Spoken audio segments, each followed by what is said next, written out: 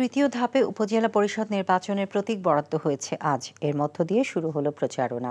Vote গ্রহণ হবে ২৯ মে।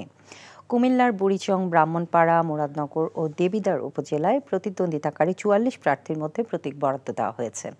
সকালে রিটার্নিং কর্মকর্তা মোহাম্মদ দেলোয়ার হোসেন প্রার্থীদের হাতে প্রতীক তুলে দেন। আর বরিশালের গৌরনদী উপজেলার ৮ জন ও আগৈলঝাড়া উপজেলার ১১ প্রার্থীর মাঝে প্রতীক বরাদ্দ দেওয়া হয়েছে।